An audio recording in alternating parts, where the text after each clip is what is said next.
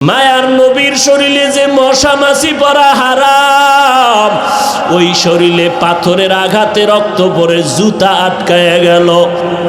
আল্লাহ বলে, জিবরাইল যাও, আমার নবীর কান্না সহ্য করতে পারি না, এখনই যদি অর্ডার করে তায়েফের জমিন উল্টাইয়া সব ধ্বংস করে দাও। কেমন মায়ার নবী আমার! জিবরাইল আসিয়া বলা মাত্র নবী বলেন, না না, তায়েফের মানুষ ওরা চিনে না আমি মুহাম্মদ কেমন। এই তায়েফওয়ালারা যদি জানতো আমি মুহাম্মদ বড় এতিম, আমার বাবা নাই, আমি মা হারা হয়ে বড় এতিম হয়ে গেলাম, ওরা আমাকে না চিনিয়ে পাথর মেরে তাড়ায় দেয়। আমি দোয়া করি একদিন যদি দিনের কাজে আসবে, আল্লাহ কবুল করলে ওদেরকে মারবা না, বাঁচাইয়া রাখবেন আমার আল্লাহ। একদিন দিনের খেদমতে ওরা কাজে লাগবে। ও নবীর আশিক উম্মতের দল, আমার নবীর আদর্শ মানিয়া চললে তো স্বাধীনতাও নষ্ট হবে না, লেখাপড়াও বন্ধ হবে না, চাকরি যাবে না, ব্যবসাও বন্ধ হবে না।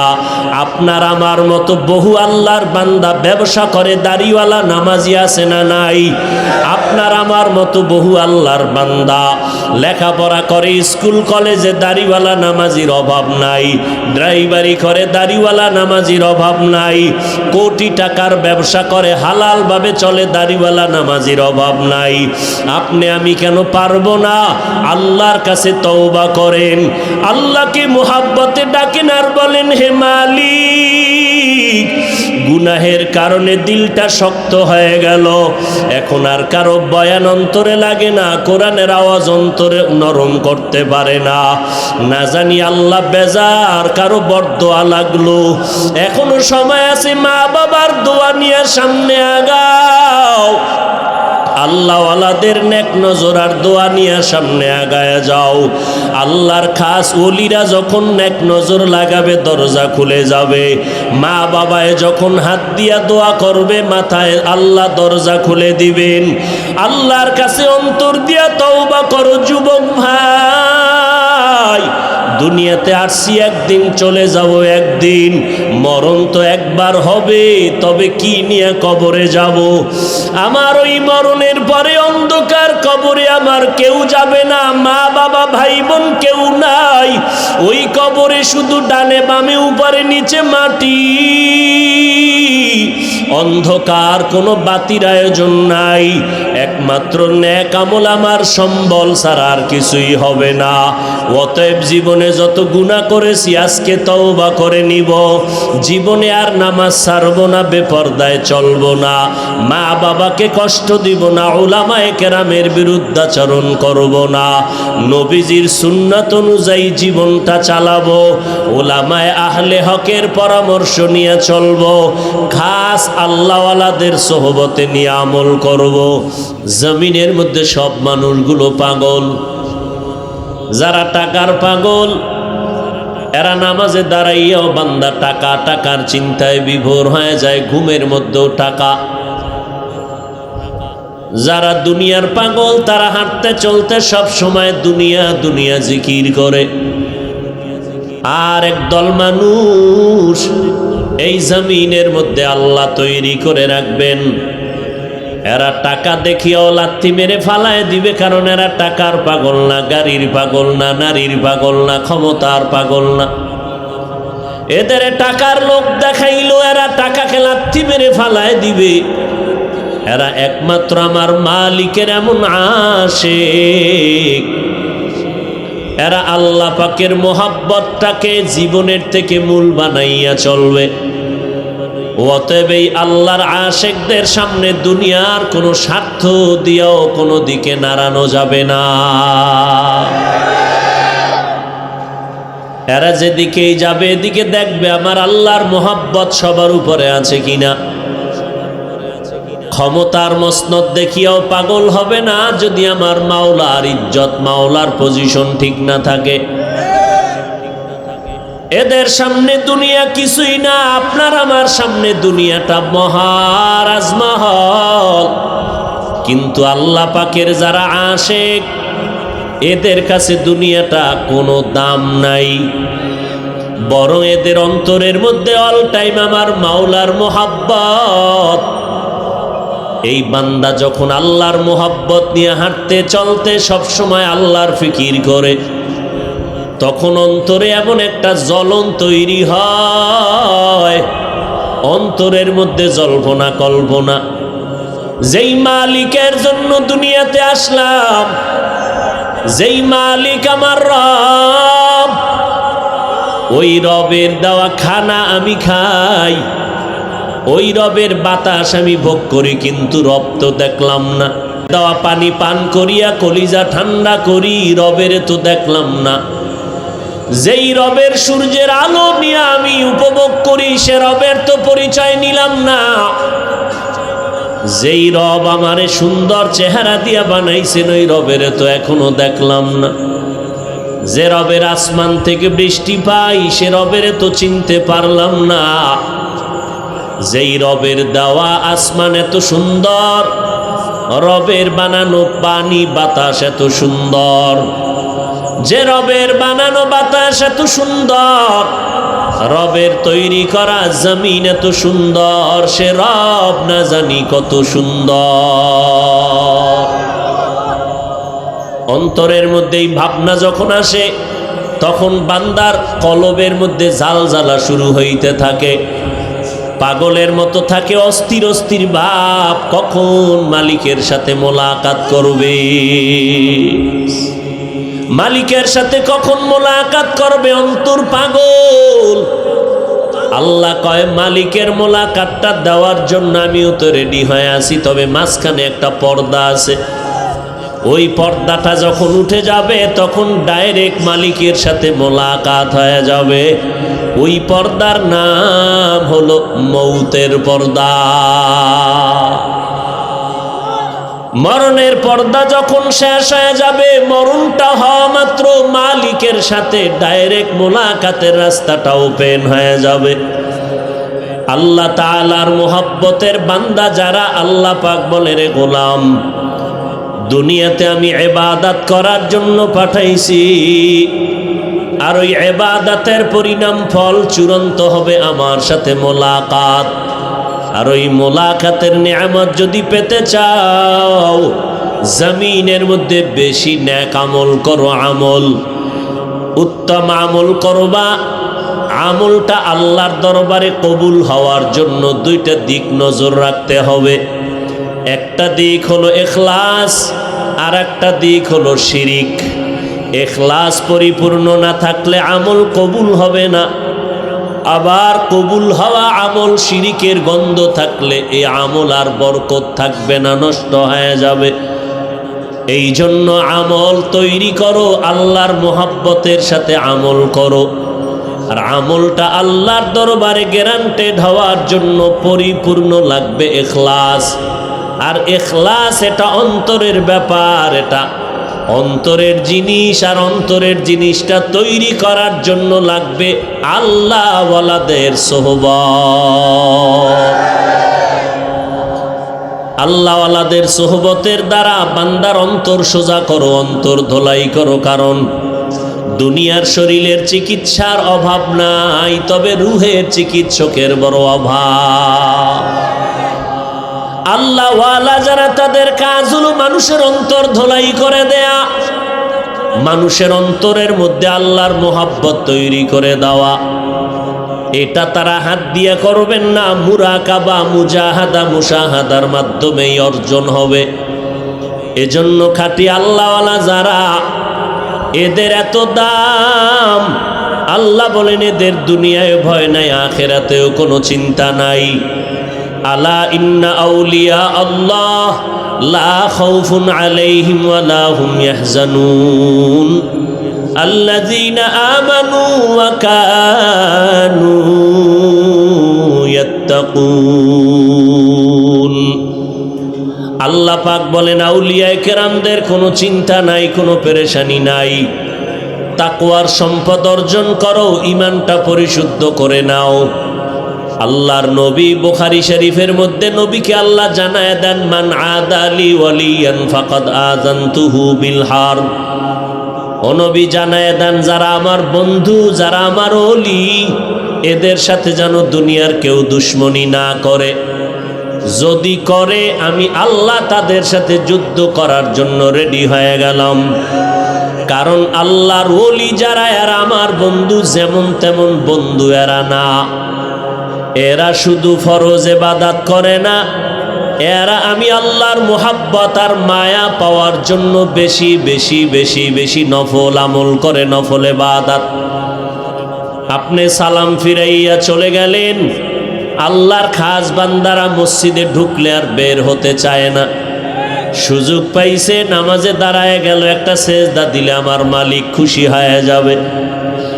আল্লাহর ওলি যারা, এরা সব সময় বেশি বেশি নফল ইবাদতে সময় কাটায়। সাধারণ মানুষ সারা রাত ঘুমায়, যারা আল্লাহর খাস ওলি বান্দা, এরা সারা রাত্র ঘুমায় না। রাতের সামান্য সময় ঘুমাইয়া আবার গভীর রজনীতে উঠা আল্লাহর ডাকে হাজিরা দিয়া আল্লাহর মুহাব্বতে দাঁড়ায় যায়। কারণ আমার আল্লাহ প্রথম আসমানে এসে ডাকবেন, আর আল্লাহর খাস বান্দা ঘুমায় থাকবে, তা কখনো হতে পারে না। আল্লাহর খাস গোলাম যারা, এরা ভোর রাত্রি ঘুমায় না। এই রাতের বেলা উঠিয়া তারা আমার মাওলার সাথে গোপন লাইনে কথা বলতে থাকে। সব মানুষ ঘুমায় গেল, সব নদীর মাছ ঘুমায়, পশু পাখিরাও ঘুমায়, ঘরের মধ্যে মেয়ে ছেলে পরিবারের সবাই ঘুমায়। কিন্তু যারা আল্লাহর খাস বান্দা, তারা যায় নামাজ বিছাইয়া ডাক দিয়া কয়, হে মালিক, তোমার আশিক তোমার দরওয়াজায় হাজির হয়ে গেল। ও আল্লাহ, তুমি মেহেরবানি করে কবুল করে নাও। আল্লাহ পাক বলেন, বান্দা যখন আমাকে ডাক দেয়, আমি আল্লাহ রহমতের দরজা দিয়া তার ডাকটা কবুল করে নেই। ফামান কানা ইয়ারজু লিকা রাব্বিহি ফালইআমাল আমালান সালিহা ওয়ালা ইউশরিক বিইবাদাতি রাব্বিহি আহাদা। রবের সাথে মোলাকাতের জন্য 1 নাম্বার নেক আমল, আর আমলের মধ্যে থাকতে হবে ইখলাস। ইখলাস মানে আমি যা করব, যা বলবো, সব আমার আল্লাহর সন্তুষ্টির জন্য। ইন্না সলাতি ওয়া নুসুকি ওয়া মাহইয়ায়া ওয়া মামাতি লিল্লাহ ওয়া মামাতি লিল্লাহি রাব্বিল আলামিন। আমার কোরবানি, আমার নামাজ, আমার বেঁচে থাকা, আমার মরে যাওয়া, সব আমার আল্লাহকে রাজি করার জন্য। আমি বয়ান করি আল্লাহর জন্য, বয়ান শুনি আমি আল্লাহর জন্য, খানা খাই আল্লাহকে রাজি করার জন্য, ঘুমাই আমি আল্লাহকে রাজি করার জন্য, আমি বিয়া শাদী করি আল্লাহর জন্য, আমি ব্যবসা করি আল্লাহকে রাজি করার জন্য। কারণ দুনিয়াতে চিন্তা ভাবনা করে দেখলাম আমার আপন কেউ নাই। আমার টাকাও আপন না, বাড়ি গাড়ি আপন না, মা বাবা আপন না, ভাই বোন আমার আপন না। একমাত্র আপন আমার একমাত্র আল্লাহ। ওই আল্লাহ আমার এমন আপন, তিনি আমার রব। মায়ের গর্ভে আমাকে 1 ফোঁটা নাপাক পানি দিয়া সুন্দর চেহারা দিয়া বানাইছেন আমার রব। মায়ের গর্ভে আমার জিহ্বাটা নাপাক, রক্ত দিয়া নাপাক করেন নাই। কারণ বান্দা দুনিয়াতে গিয়া এই জিহ্বা দ্বারা তুই আমি আল্লাহকে আল্লাহ বলে ডাকবি। এই জন্য আমি মায়ের গর্ভে তোর জিহ্বাটারে নাপাক, রক্ত দিয়া নাপাক করি নাই। ওরে বান্দা, ইখলাসের সাথে আমল করো। আমি যা করব, যা বলবো, সব আমার আল্লাহর রাজি ও খুশির জন্য। তবে সাবধান, এই আমলের মধ্যে, ইবাদতের মধ্যে যেন শিরিকের গন্ধ না আসে। আমি তাবলিগে যাই, চরমনাই যাই, পীরের কাছে যাই, সন্তানের কামাই রুজি খাই, কিন্তু এরা আমার কেউ আপন না। পীর আমার আমার আপন না, পীর আমার আসল না, আমার কেউ আসল না, আসল আমার একমাত্র আল্লাহ। পীরের কাছে কেন যাই? জান্নাতের পথ চিনি না, তিনি চিনায় দিবেন, ওই পথে চলবো। মুরব্বীর কাছে কেন যাব? জান্নাতের পথ চিনি না, তিনি চিনায় দিবেন, ওই পথে চলবো। আল্লাহওয়ালার সোহবতে গিয়া আমার অন্তরের গুনাহ থেকে অন্তরটারে ধোলাই করব। শিরিকের গন্ধ যেন না থাকে। যদি কেউ মনে মনে মনে করি আল্লাহর গুণটা আমার মুরব্বীর মধ্যে আছে, আল্লাহর ক্ষমতার মতো ক্ষমতা আরো কারো মধ্যে আছে, এই মনে করার নাম শিরিক। আল্লাহর গুণের মতো গুণ আরো কারো মধ্যে আছে, মনে করার নাম শিরিক। আল্লাহর একটা গুণ হলো তিনি গাইবের মালিক, এই গুণটা আর কারো মধ্যে নাই। কেউ যদি মনে করে আমার পীর সাহেব গায়েব জানে, আমার অমুক ব্যক্তি গায়েব জানে, এই মনে করার নাম শিরিক। যারা মনে করবে তাদের নাম মুশরিক। আল্লাহর একটা গুণ, তিনি হাজির আর নাজির। আল্লাহু হাজিরি, আল্লাহু নাজিরি। আল্লাহ পাক বলেন আমি সব জায়গায় হাজির, আমি সব জায়গায় নাজির, আমি সব জায়গায় উপস্থিত, সব কিছু দেখে ক্ষমতার কারণ নাই। এই গুণটা একমাত্র আমার আল্লাহর। কেউ যদি বলে আমার পীর সাহেব হাজির নাজির, কেউ যদি বলে আমার নবী হাজির নাজির, মনে করার নাম শিরিক। যারা মনে করবে তাদের নাম হলো মুশরিক। আল্লাহ বলেন আমি শিরিকের গুনাহ সহসায় ক্ষমা করব না।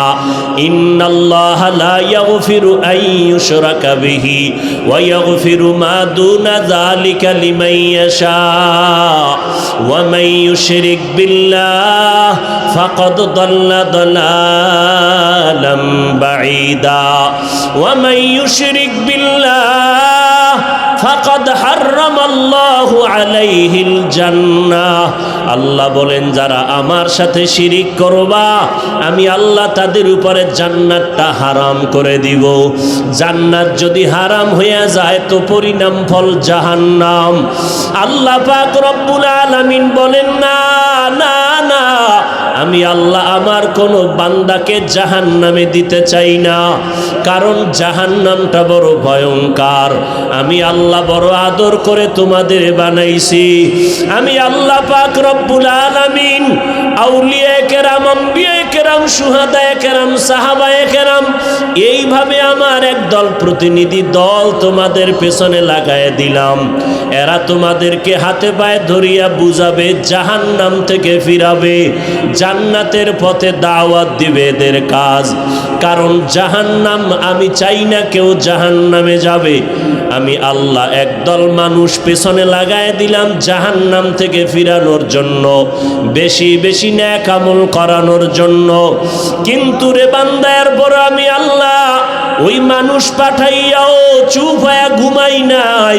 আমি আল্লাহ পাকের কোনো ঘুম নাই, কোনো তন্দ্রাও নাই। লা তাখুযুহু সিনাতু ওয়ালা নাওম। আমি আল্লাহর ঘুমও নাই, তন্দ্রাও নাই। আমি আল্লাহ সব সময় আমার বান্দার দিকে নজর দিয়া রাখি।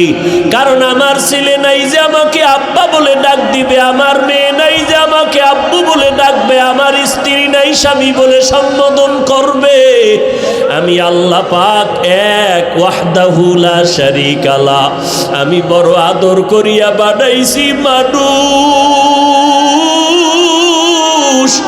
আমি এই মানুষটারে এত মোহাব্বত করে বানাইলাম। আসমান আমি বানাইছি, জমিন আমি বানাইলাম, পাহাড় আমি বানাইলাম। আসমান জমিন বানাইতে আমি এত কষ্ট করি নাই, সময় নেই নাই। কিন্তু তোমার মতো বান্দাটারে মায়ের গর্ভে বানাইতে বড় সময় নিলাম। এক ফোঁটা নাপাক পানির থেকে আমি রক্ত, গোশত, হাড্ডি এইভাবে করে মায়ের গর্ভে তোমারে বানাইলাম। ফেরেশতার মাধ্যমে সুন্দর করে তোমার সুরাতটার গঠন দিলাম। আমি আল্লাহ কুদরতের হাত দিয়ে তোমার চেহারাটা বানাইছি। এই জন্য তাকায় দেখছো নি, একই মায়ের সন্তান, 5টা ছেলে 5টা মেয়ে, একজনার চেহারার সাথে আর একজনার চেহারার কোনো মিল নাই, একজনার কণ্ঠের সাথে অন্যের কণ্ঠের কোনো মিল নাই। আমি আল্লাহ এত সুন্দর করে তোমাকে বানাইলাম, তুমি দুনিয়াতে আসার পরে কি খাইবা আমি আল্লাহ আগের থেকে খানার আয়োজন করে দিলাম। কারণ আমি তোমারে বড় আদর করি, মায়া করি, আমি আল্লাহ তোমাকে বড় মোহাব্বত করি। এই জন্য তুমি দুনিয়াতে আসার আগে সব আয়োজন করে দিলাম। তোমার আলোর দরকার, সূর্য দিয়া আলোর ব্যবস্থা করলাম, বাতাসের প্রয়োজন, বাতাসের ব্যবস্থা করলাম, পানির প্রয়োজন, আমি আল্লাহ পানির ব্যবস্থা করে দিলাম। আমি আল্লাহ পাক চলার জন্য রাস্তা দরকার, রাস্তার ব্যবস্থা করে দিলাম।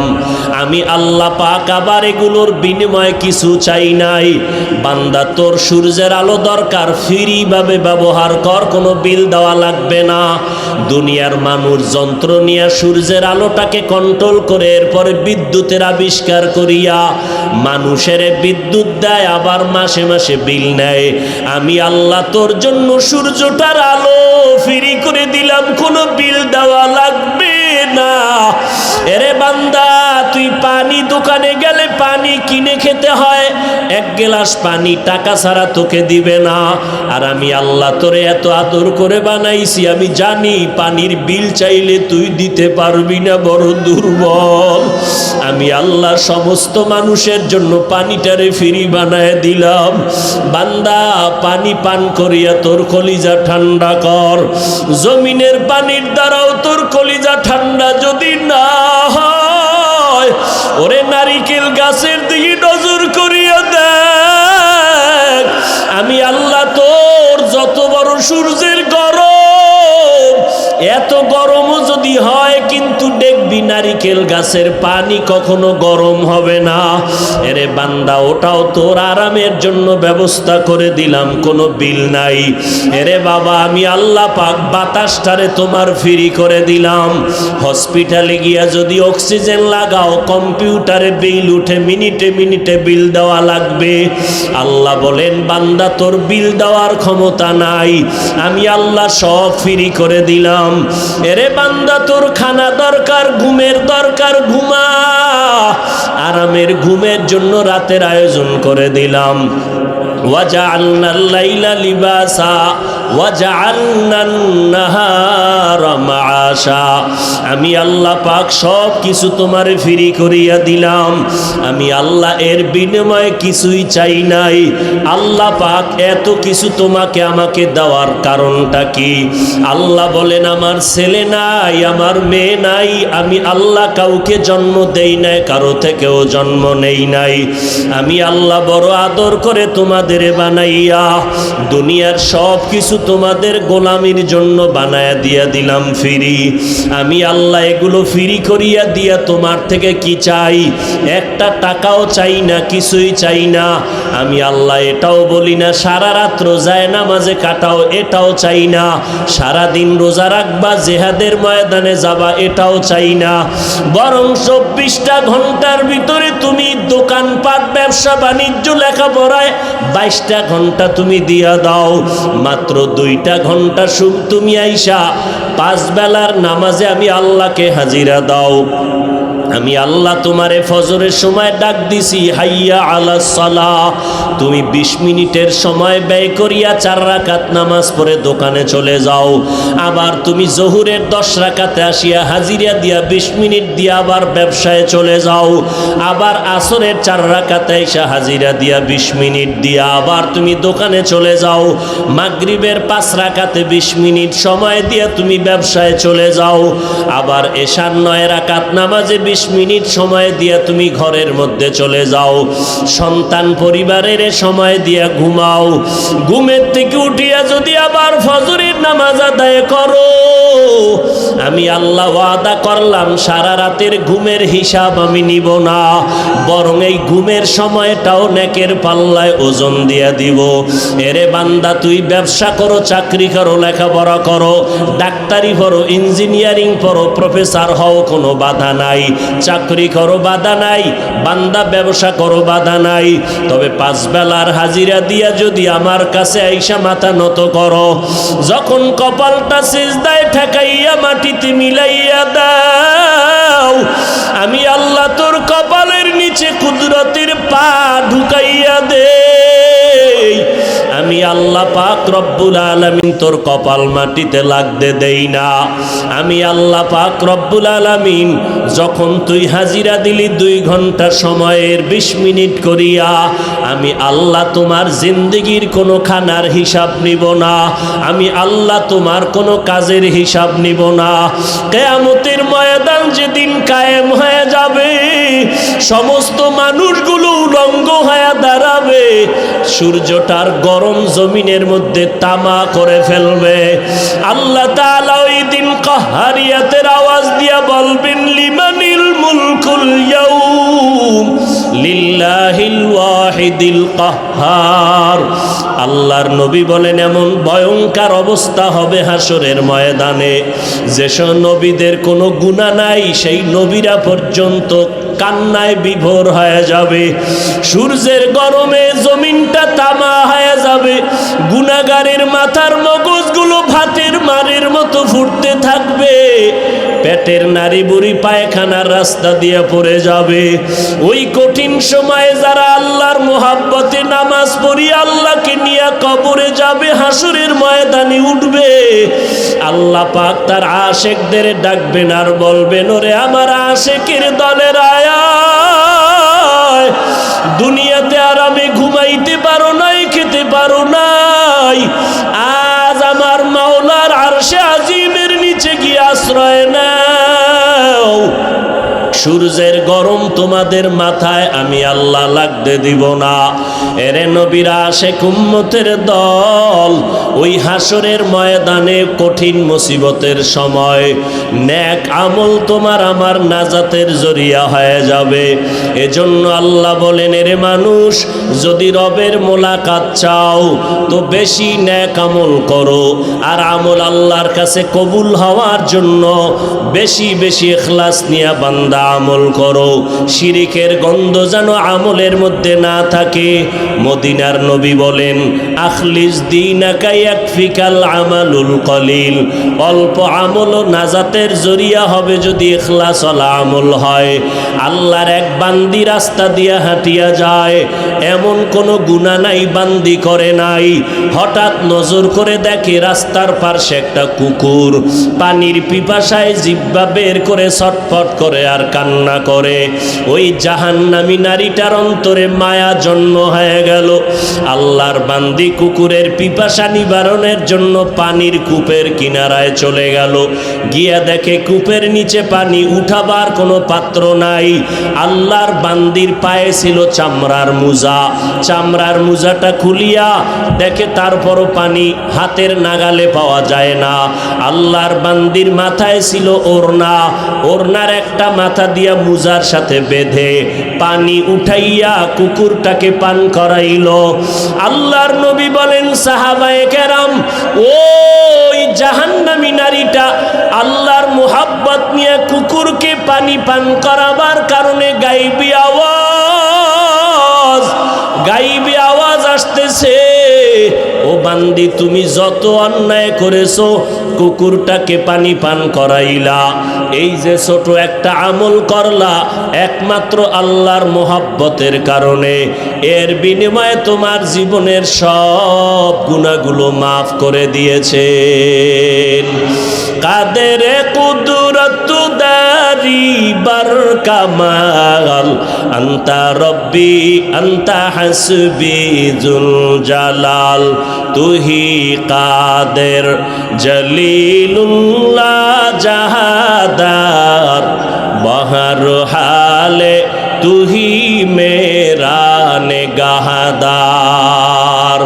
এরে নবীর উম্মত আশেকের দল, ও বৃদ্ধ বাবাজি, ও পর্দার আড়ালের মা, ও যুবক ভাইরা, আল্লাহর নবীর সুন্নতের মালাটা গলায় লাগায় নাও। এরে যুবক, কয়দিন আর দুনিয়ায় বাহাদুরি করবা, এমন কোনো দিন নাই যুবকের লাশের খবর নাই রে বাবা।